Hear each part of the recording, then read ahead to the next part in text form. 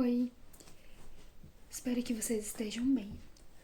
E eu tô aqui para falar um pouquinho com vocês hoje sobre a indústria cultural. Vocês leram dois textos que eu encaminhei nas nossas últimas aulas sobre a indústria cultural. Então, a videoaula de hoje é para esclarecer um pouquinho esse conceito, logicamente, por consequência, os textos que vocês viram, certo? E para finalizar, falar um pouquinho sobre o que vocês escreveram nas atividades que eu encaminhei na nossa última atividade, certo? Então, essa aula, 3 momentos. Primeira parte, a indústria cultural. Segunda parte, sobre a indústria cultural também, um pouquinho mais sobre ali o textinho do Walter Benjamin que vocês leram. E a última parte, as atividades e as coisas que vocês escreveram, certo? 3 coisas que vão se interligar.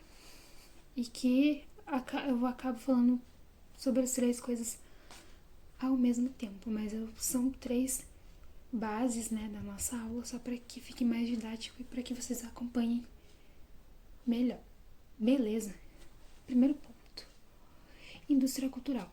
A indústria cultural, ela é um conceito que a gente estuda em filosofia, a gente estuda também em sociologia, a indústria cultural, que está tratando a arte e a cultura como mercadoria, certo? O objetivo da arte e da cultura dentro da indústria cultural é gerar lucro. E a arte e a cultura, são produzidas em larga escala. Reprodução em massa, em série, por isso que é uma indústria da cultura. Quanto mais cultura, quanto mais arte se reproduz, se repete, se fabrica e se passa, mais se vende. Certo? Então, quando a gente está falando da indústria cultural, nós estamos falando a arte e a cultura como objetos de lucro. Arte e cultura como objetos de lucro. No texto que vocês receberam, primeiro texto sobre a indústria cultural, a primeira parte ela contextualiza. A indústria cultural é um conceito que foi criado pelo Adorno, o filósofo, um filósofo bastante estudado, filósofo contemporâneo. A gente está falando de um conceito que é criado no século XX. Quando você lembra, que a filosofia é uma senhorinha com mais de 2.500 anos, você fala que de um conceito do século XX é um conceito recente, certo? A escola de Frankfurt, que aparece ali no início do texto, então é uma escola filosófica, escola de filosofia,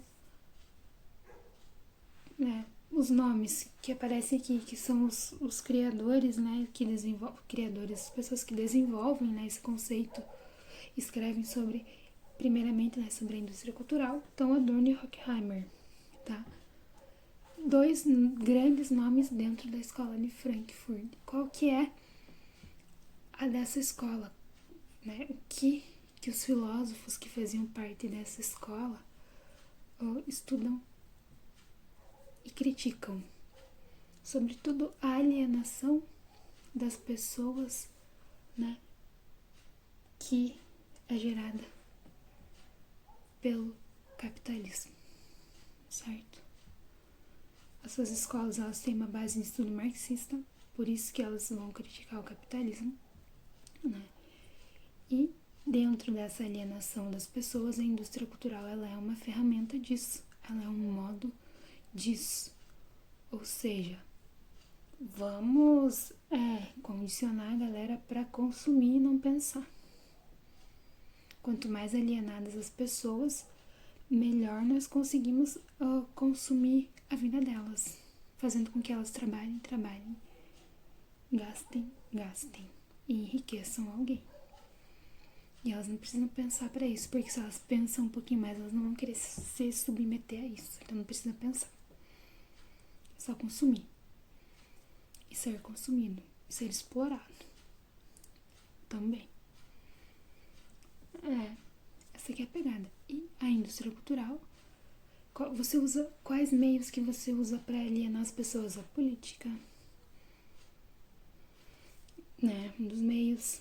E a indústria cultural, ou seja, a cultura, ela vai ser consumida e vendida, não vai mais ser experienciada, certo? Não é mais uma experiência que você tem, né? É uma vivência que você tem, ou a arte não é aquela contemplação que você tem, aquela coisa, nossa, não. Não precisa disso, você só precisa gostar daquilo de uma maneira muito rasa para que você consuma aquilo. E quanto mais pessoas consumirem isso, melhor. Então a gente chega no texto, inclusive, né? É uma pergunta, já respondendo uma pergunta da aluna. Gente, eu tô gravando de casa, logicamente, porque nós estamos numa pandemia e tem barulho de cachorro. Tudo bem. Que façam barulho, né? Enfim, aqui. Por que as artes correm o risco de perder três de suas principais características? O que é de errado? O que pode acontecer? Essa é a pergunta da Tabata, do terceiro 3.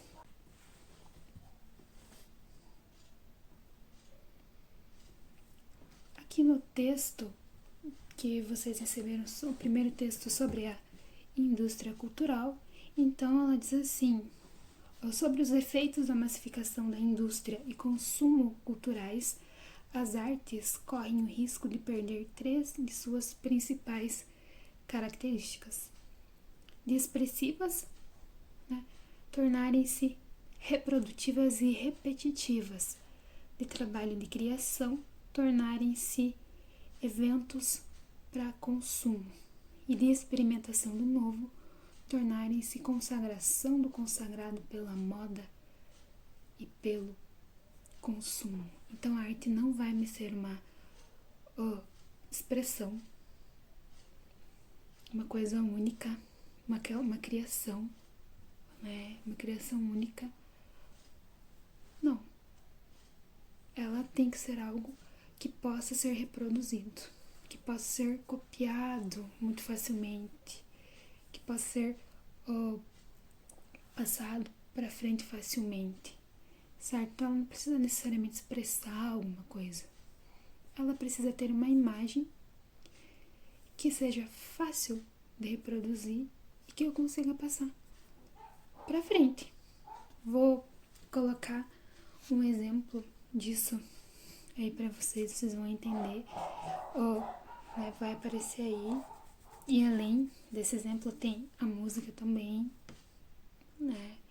Aquelas músicas chicletes, com aquelas batidas que ficam na cabeça da gente. Não é uma expressão necessariamente genuína, uma criação magnífica. Não. Aquilo é criado para ficar na tua cabeça, fazer com que você escute aquilo e vicie naquilo, queira ouvir mais. Aquele refrão, né? Que gruda na cabeça, que não é necessariamente assim uma obra-prima da poesia, que também não tem problema nenhum, cada um escuta o que quer, o que gosta, né? Mas aquele refrão fácil de decorar, para que, né, você fique com aquilo e aquilo reproduza e passe para frente, reproduza e aquilo passe para frente, para mais pessoas ouvirem, para vender mais. O problema não é alcançar muitas pessoas. Que bom que a arte alcance muitas pessoas, porque ela sai daquela questão elitista. Não é isso. O objetivo de passar para muitas pessoas não é democratizar a arte, mas é vender a arte. Quanto mais pessoas comprarem, maior é o lucro de quem vende. Certo? Então não tem que se expressar nada grandioso, assim, difícil. Não tem que ser uma criação maravilhosa, aquela coisa. Não. Tem que ser algo que venda fácil. O que vende fácil hoje em dia? Certo? Né? A última ali, experimentação do novo, né? Torna-se, da experimentação do novo, torna-se aquilo que tá na moda. Para o consumo. né? Modinhas, né? Quais são as modinhas quando a gente fala, por exemplo, de música? Quando a gente fala mesmo de obra de arte, né? Lembra que é do texto, acho que é o texto da Franciele, da Terceira 3 também, Terceira 3, né? Bombando aí nos, nos textos, nas atividades, parabéns. A Franciele, ela usa, né, o próprio o Van Gogh como exemplo, né? Hoje as pessoas, elas consomem aquilo muito facilmente porque tá na internet, né? Tem muita coisa do Van Gogh, né, no Instagram, enfim, na internet tem muita coisa, muita coisa. Tem camiseta, por exemplo, eu estou usando uma. Ó, tem camiseta, tem caneca, tem capa de celular, tem um monte de coisa com estampas, né, das obras de arte do Van Gogh, sobretudo ó, A Noite Estrelada. Né? E qual que é a sacada que eu achei interessante do texto da Franciele? Que as pessoas usam isso pra lacrar, né? Pra parecerem cultas, mas não sabem muito pouco do artista, das obras de arte que elas estão usando, que elas estão passando pra frente, né? Por exemplo, A Noite Estrelada. Quando o Van Gogh contam que o Van Gogh pintou A Noite Estrelada a partir da visão que ele tinha da janela, de uma janelinha do manicômio que ele passou um tempo, certo? A visão que ele tinha da noite. Daí sai A Noite Estrelada, né? Resultado de uma perturbação muito forte que ele tinha com a realidade, com o convívio social. As pessoas, a nossa sociedade não está preparada ainda, por incrível que pareça, para receber bem pessoas que amam demais. Pessoas que se expressam de formas diferentes, elas sempre são julgadas. Pessoas que veem a realidade de uma forma única, né? São esquisitas, né? Sofrem preconceito. Tanto que o Van Gogh, ele fica famoso e as obras de arte dele recebem um valor altíssimo, inclusive depois que ele morre. O que será que o Van Gogh diria se ele visse ele na camiseta, né? Será que ele ia gostar? Ou será que ele ia achar, por exemplo, que a gente tá banalizando a arte dele? Ou será que ele ia achar legal que a arte dele chegue para as pessoas? Hein? Né? Mas quando eu uso a camiseta, ou quando eu tenho A Noite Estrelada na minha caneca, na capa do meu caderno, quem produz isso não está interessado que eu pense sobre a obra, que eu pense sobre o autor. Não é isso que eu tenho que fazer. Eu só tenho que consumir aquilo porque tá legal, porque tá bonito, porque é bacana, pra postar uma história no Instagram, entende? Eu não preciso pensar. Eu só preciso passar aquilo pra frente. Eu só preciso criar uma imagem, entende? O que vende é uma imagem. Uma imagem, né, cheia de padrões, é isso que vende. E a arte a serviço disso vai também vender, certo? Então as pessoas não precisam pensar, elas só precisam comprar, consumir, certo? Somente isso, mais nada. Tem que pensar por que o artista fez a tela, que ano que foi feita a tela, qual era o estilo do artista, a biografia. Não, nada disso. As pessoas só precisam consumir aquela réplica. Deixar na parede, deixar na camiseta, deixar, enfim, só isso. Né? Só. Né? Quando você usa a camiseta da banda que você gosta, enfim, muitas pessoas usam realmente porque gostam, ou porque, né, acho bacana, mas tem gente que não, é só porque tá na moda mesmo. porque tá vendendo, porque tá bacana, porque o influencer tá usando, enfim. Vai ouvir a música porque tá na moda, porque não sei quem postou no story a música. Tá bacana, nossa, porque o Neymar fez uma dancinha com a música, nossa. Entende? Daí é legal. Não preciso ter gosto, eu só preciso copiar alguém que tá vendendo isso pra me sentir melhor. Sei lá, pra me sentir mais aceito. E quem vende isso sabe disso, se aproveita disso. Crítica da escola de Frankfurt, por exemplo, a propaganda. A propaganda, as mídias, as mídias, né, de alcance das pessoas, de alcance das massas, elas vão alienar as pessoas, elas vão criar um padrão absurdo de vida para fazer com que as pessoas comprem. Dica de um filme bem bacana, eu queria assistir esse filme com vocês, mas não sei se vai dar tempo, que é A Rosa Púrpura do Cairo. É um filme antigo, filme, né, dirigido pelo Woody Allen, né? A Rosa Púrpura do Cairo conta a história de uma moça que ela é garçonete. Ela apanha do marido, enfim, ela tem uma vida miserável. É explorada no trabalho, não gosta do trabalho porque é uma porcaria, né? O jeito que ela é tratada, enfim. E o único respiro que ela tem é ir pro cinema.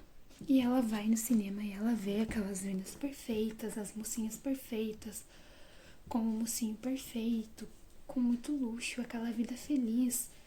E o único momentinho que ela tem de paz para sonhar é quando ela vai no cinema, né? A história do filme é bem bacana, porque quando ela tá assistindo o filme, de repente o personagem principal, ela sempre vai assistir o mesmo filme. E um dia o personagem do filme sai da tela e eles vivem uma aventura, enfim. É um filme muito bacana. A Rosa Púrpura do Cairo. É um filme muito bom. Né, então, esse momentinho que ela tinha do cinema. E o cinema, né, nos filmes eles faziam propaganda, aquelas coisas luxuosas, tudo propaganda de roupa, propaganda de joia, propaganda de carro. A mesma coisa, né? Ou quando a gente vê os comerciais, aquelas coisas perfeitas, né? Que a gente sabe que a gente vai comprar o shampoo, mas o nosso cabelo não vai ficar perfeito. Igual o shampoo da pessoa da propaganda. Não é necessariamente o shampoo que a gente quer comprar aquele cabelo perfeito. Então é sempre criado um estereótipo, uma imagem inalcançável para fazer com que as pessoas consumam sempre. Para que elas não se gostem, né? Se a gente parar pra pensar hoje, para que as pessoas, quanto mais as pessoas se odiarem fisicamente, mais produtos e cirurgias elas vão querer fazer para mudar isso.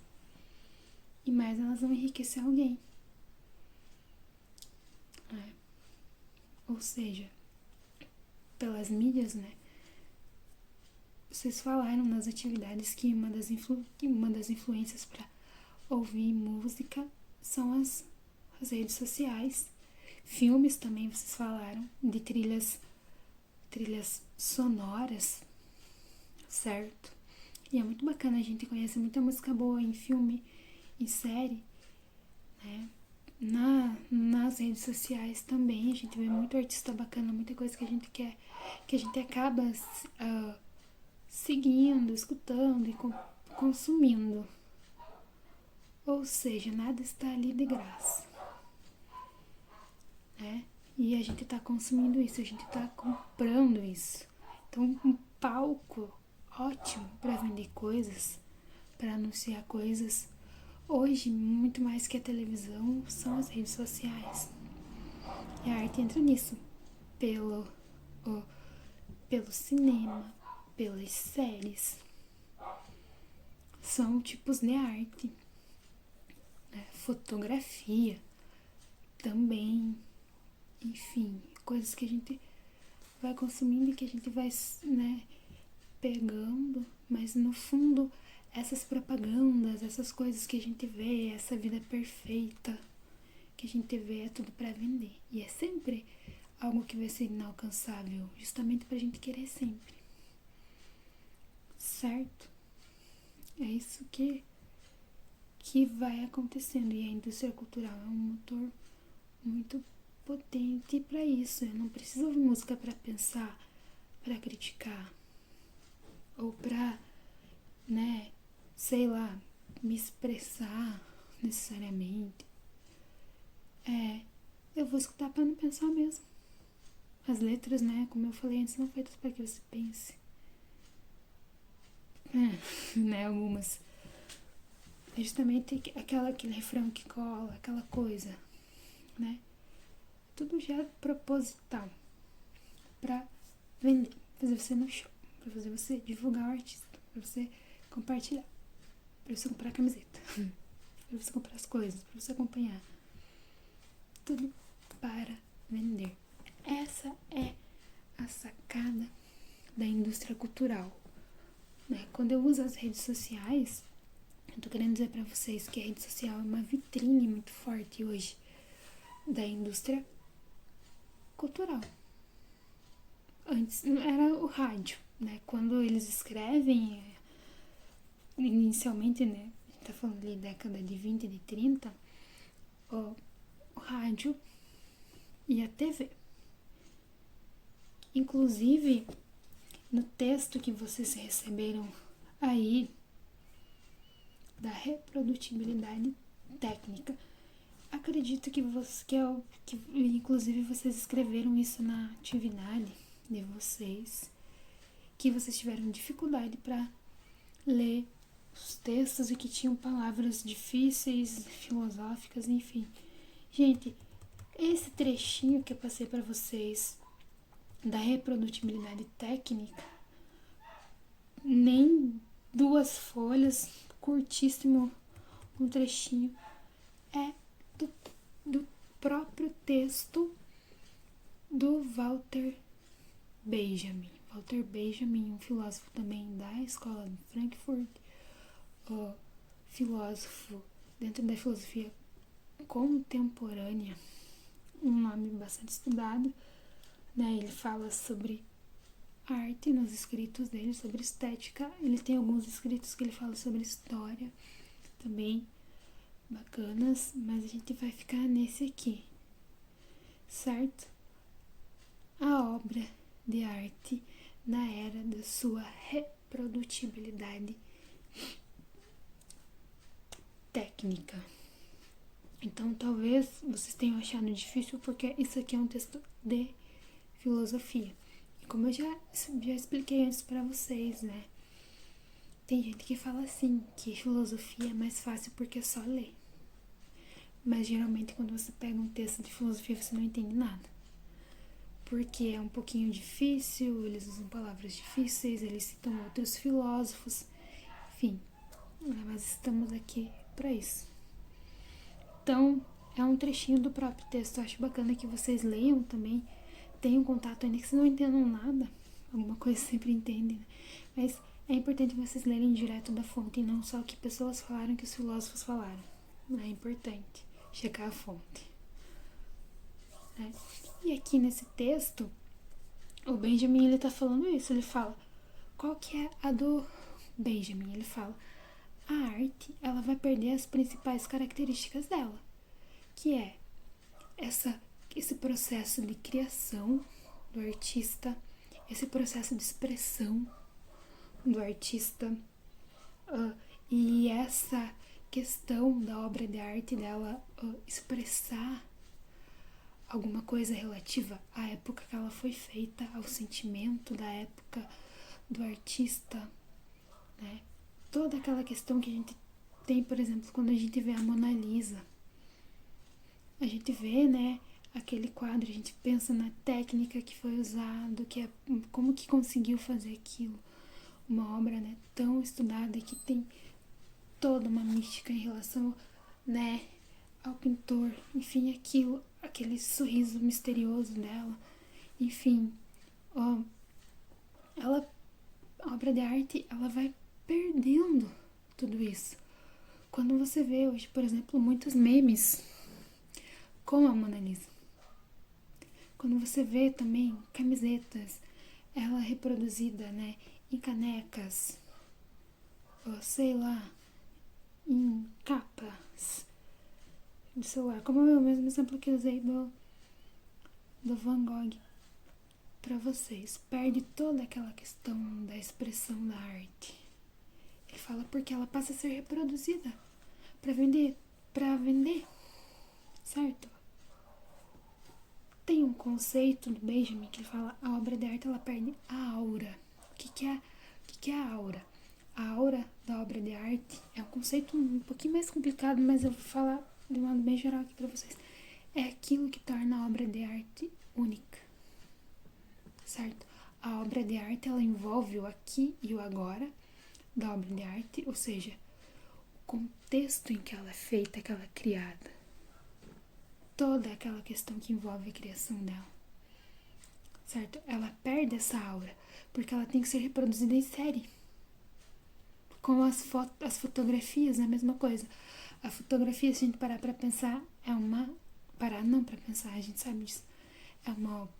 É um tipo de arte, é uma coisa bacana, mas, né, hoje em dia ela perde muito isso, porque a gente registra muita coisa, a gente tira foto de muita coisa, a gente, né, registra tudo.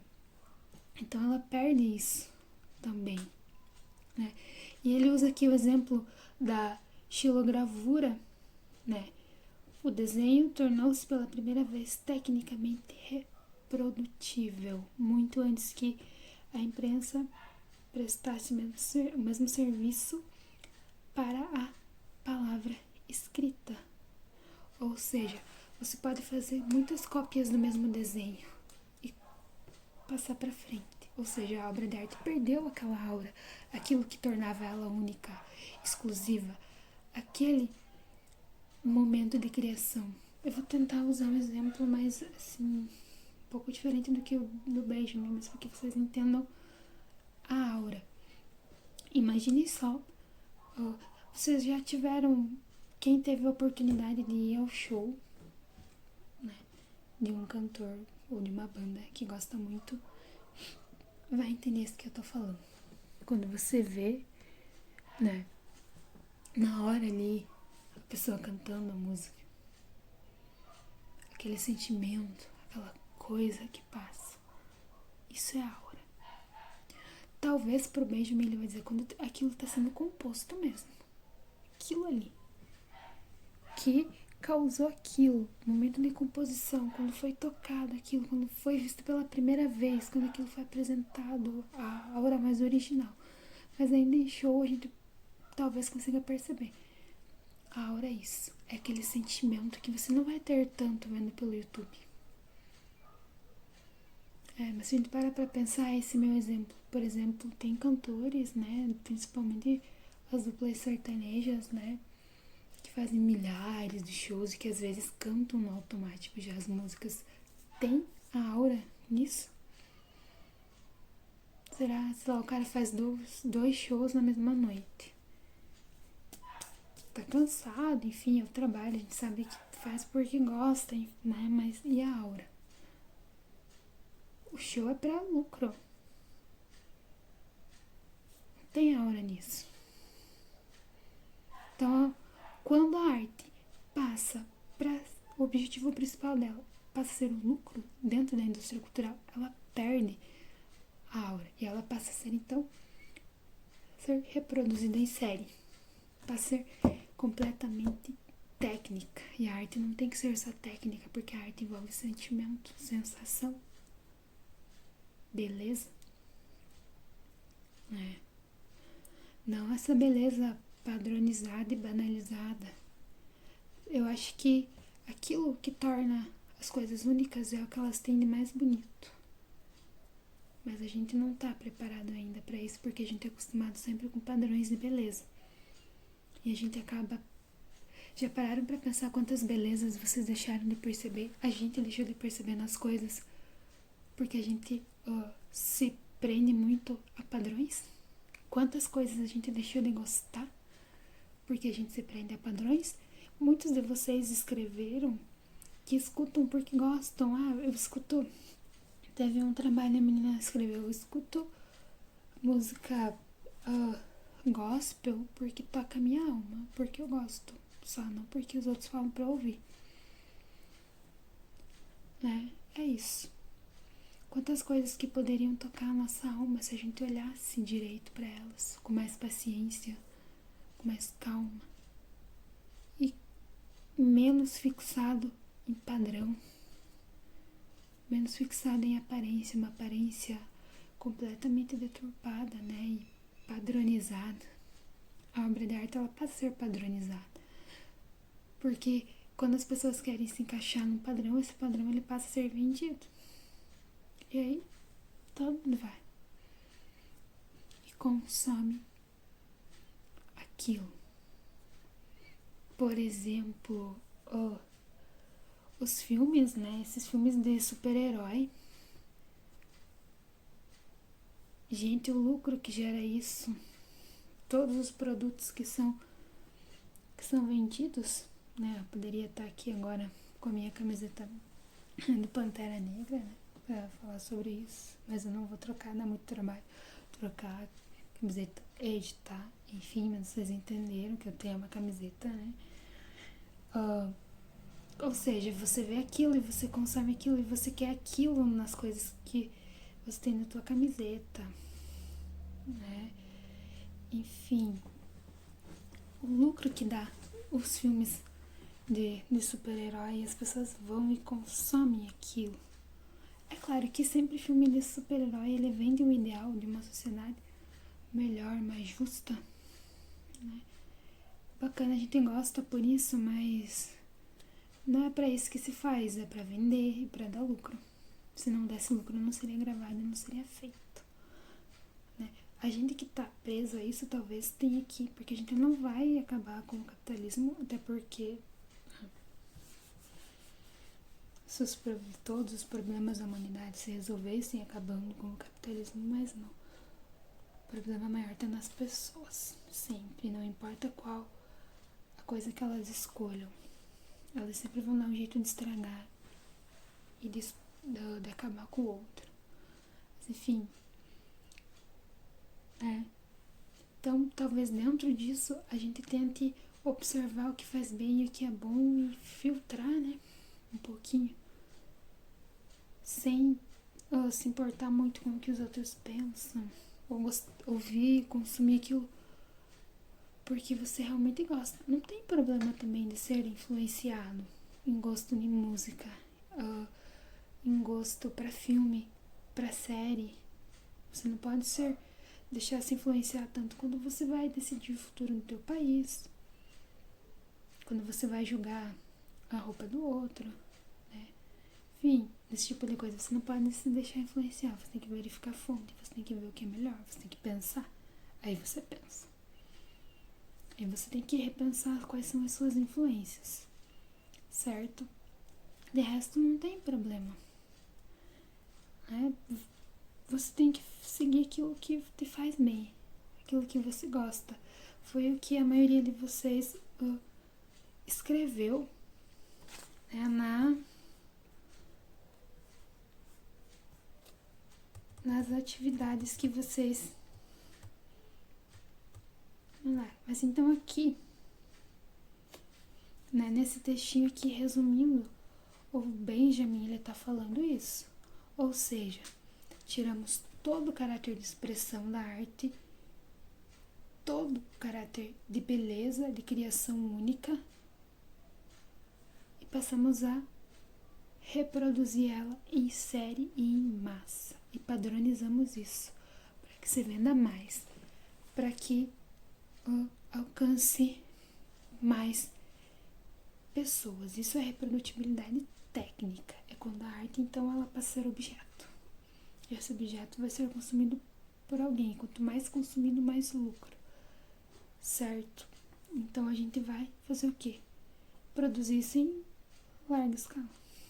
Para vender mais. É isso aqui que ele tá falando. Ele vai usar o exemplo da xilografia. figura, né?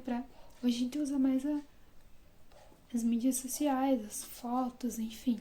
Mas aqui, né, ele estava falando do acesso que ele tinha na época em que ele escreve texto, certo? A reprodução técnica, né, do som iniciou-se no fim do século passado.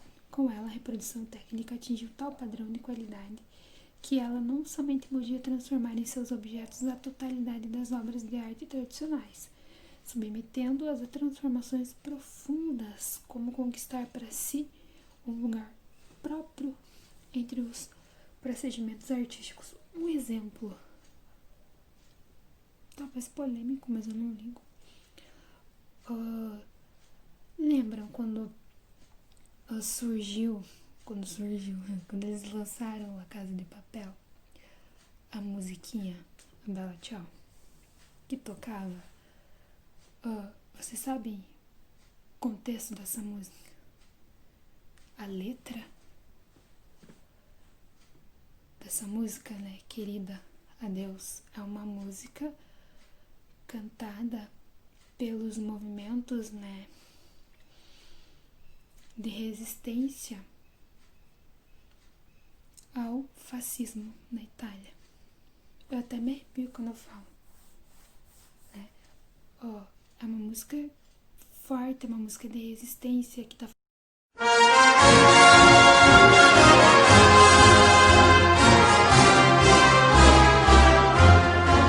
Stamattina mi sono alzato, oh bella ciao, bella ciao, bella ciao, ciao, ciao. Stamattina mi sono alzato, io ho trovato l'invasor.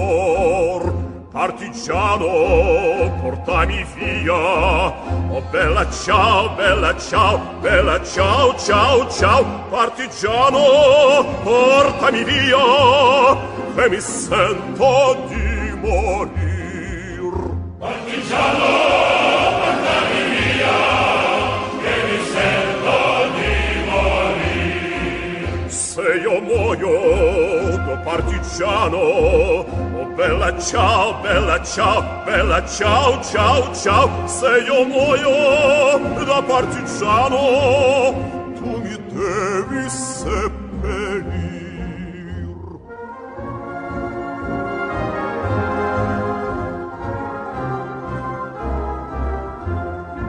Seppellire sulla montagna, oh bella ciao, bella ciao, bella ciao, ciao, ciao. Seppellire sulla montagna, sotto l'ombra d'un bel fior. Seppellire sulla montagna, sotto l'ombra d'un bel fior. E le genti che passeranno, oh bella ciao, bella ciao, bella ciao, ciao, ciao. E le genti che passeranno ti diranno che bel fior.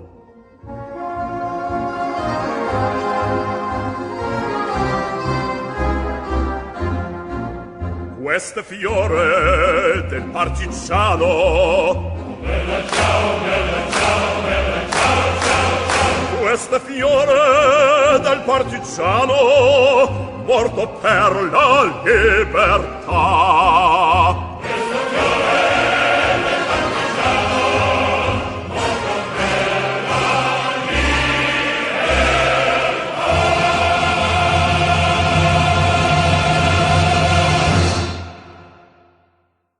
Falando das pessoas lutarem pela liberdade.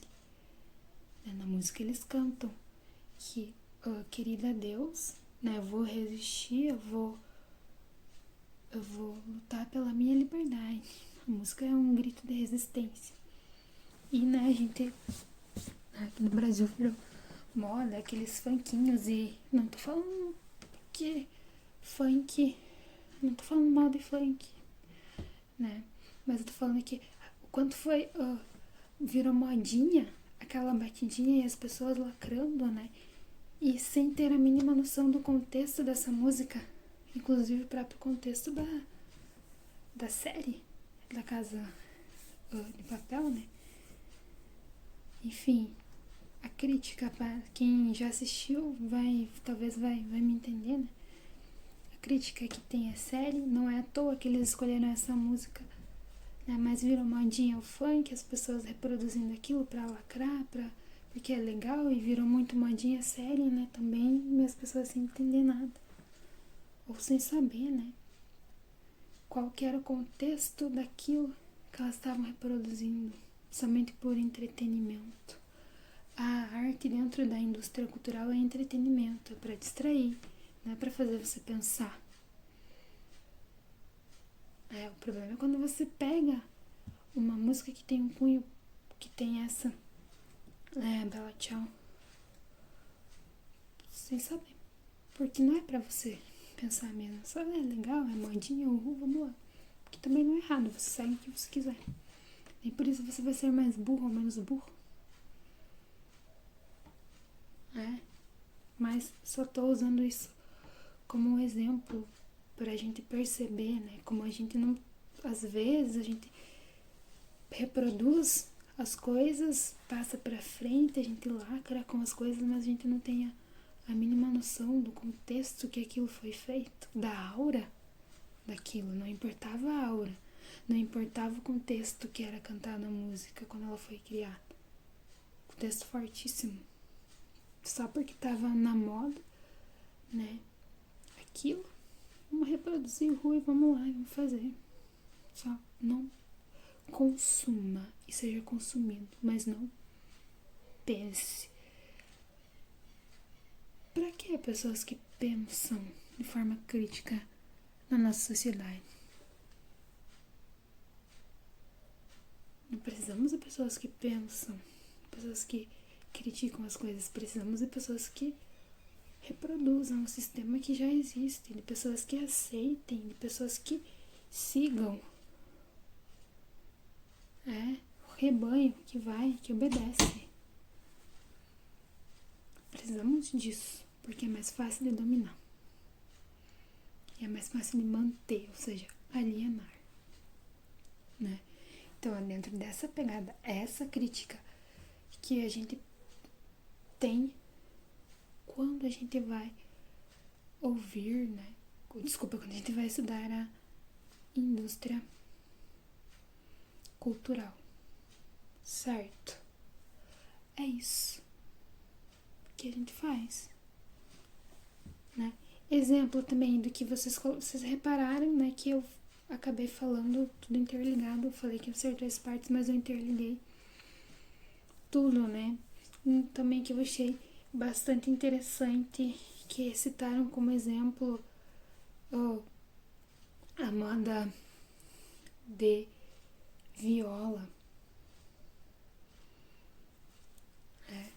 que o menino que escreveu isso falou que contava a história, né, das pessoas na moda de viola, para isso, para descrever aquela realidade ali, a vivência. E ele foi vou falar o nome, Clarion, que segunda da terceira 2, né, escreve isso, que é uma realidade que eles viviam e que era bacana ouvir isso, né? Então,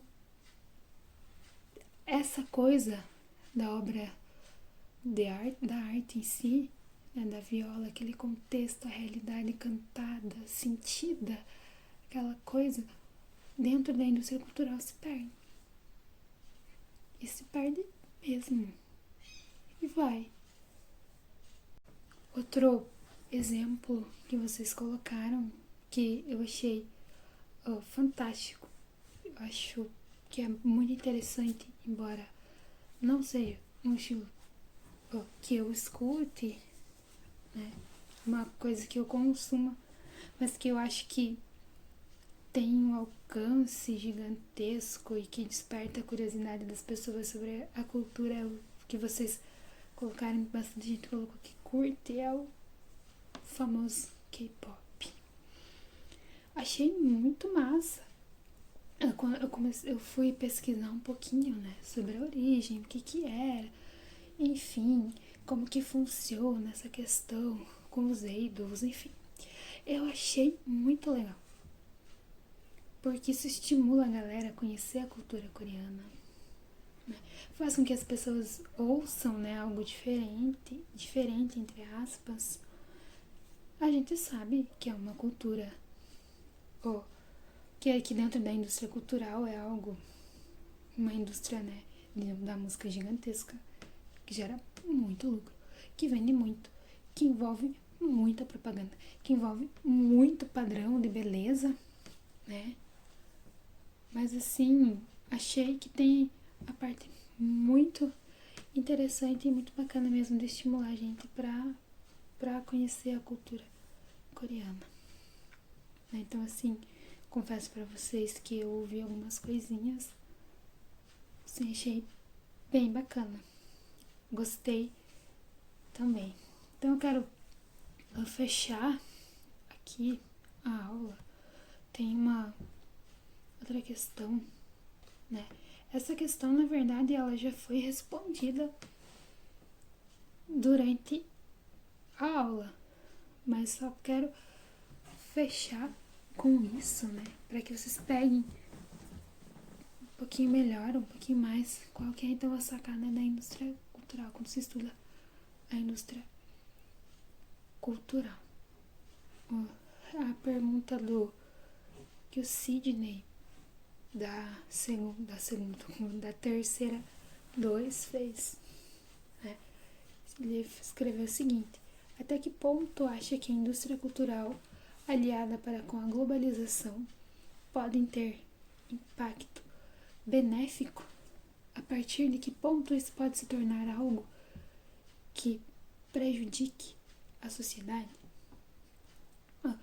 Tudo que padroniza as pessoas, que padroniza o gosto das pessoas, que padroniza o modo como as pessoas se enxergam, como elas se veem e como elas se comunicam, é sempre ruim.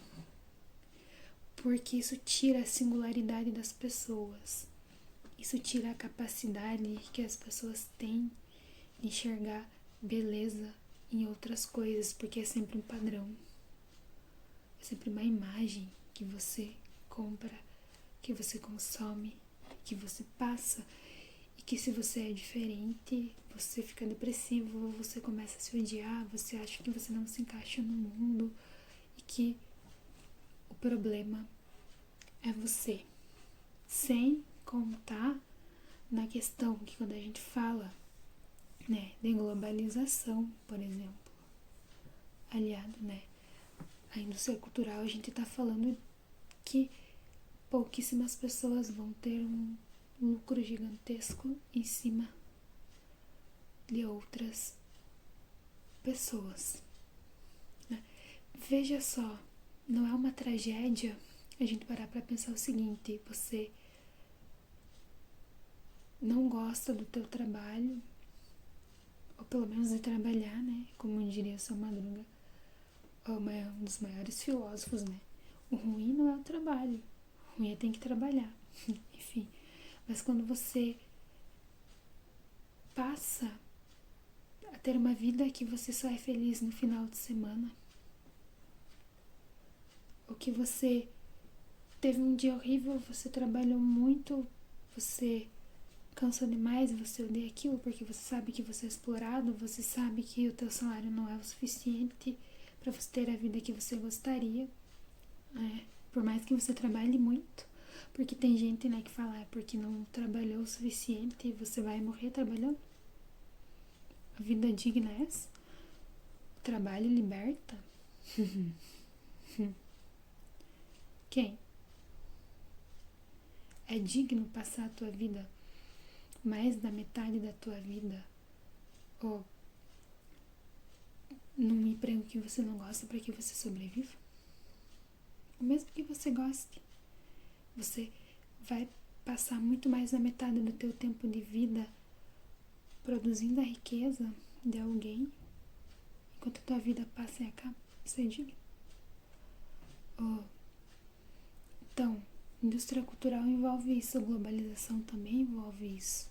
envolve exploração das pessoas, rouba o tempo das pessoas. Se a gente existisse numa sociedade que não precisasse lucrar tanto, mas que aproveitasse melhor a companhia dos outros, um abraço, ficar mais em casa com a família, que não precisasse comprar tanto, que não precisasse produzir tanto para ser feliz.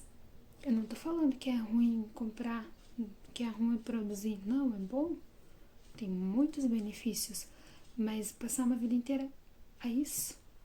Aí, voltando ao que eu tinha falado para vocês, não é uma tragédia você, então, passar o dia inteiro infeliz, chegar em casa e o teu único respiro ser ver uma série na Netflix, ou ver uma novela, para se distrair daquele dia ruim, para fugir da tua realidade? É uma tragédia. É uma tragédia ter que ficar só esperando o final de semana. É uma tragédia. Padronizar tudo e todos, deixar todo mundo igual. E excluir as singularidades, que é o que torna as pessoas mais bonitas. Fazer com que as pessoas se odeiem porque tem um padrão de relação, porque tem um padrão de aparência que regula essas relações. Isso, né? Isso é uma tragédia. Isso prejudica a sociedade, porque faz com que a gente perca a nossa capacidade de gostar do que é diferente, de aceitar o que é diferente, de se aceitar quando você é diferente. Isso faz com que você veja o outro como um objeto, certo? Então a gente chegou numa escala absurda da convivência humana, onde as pessoas são vistas e são tratadas como objetos. Pessoas não são mais... a gente não convive mais com as pessoas, a gente não vive mais, a gente consome. E é uma consumação completamente egoísta.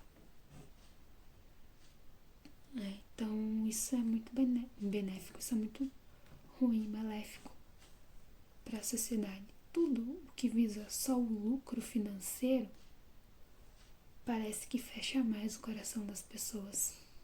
Então isso não é tão benéfico assim como a gente pensa, infelizmente. Talvez se a gente olhasse para as coisas com mais paciência, com mais calma, e sem pensar no que aquilo vai lucrar pra gente ou pra alguém, a gente teria sim uma sociedade muito melhor, né? Uma sociedade, parafraseando, né, o Djonga, uma sociedade que use coisas e não pessoas. Porque nós temos uma sociedade que usa as pessoas para lucro, para padrão. Uma sociedade que precisa pisar nos outros para lucrar, para conseguir o que quer, para se sentir melhor, que precisa inferiorizar os outros. Isso é muito triste, certo? Então tem a sua parte boa, lógico, e é uma parte muito boa, muito legal. Não é que a gente comprar, a gente ver, a gente consumir, a gente ver filme, ver série, foto e rede social, é muito bacana. Que também conecta a gente. Conecta muito.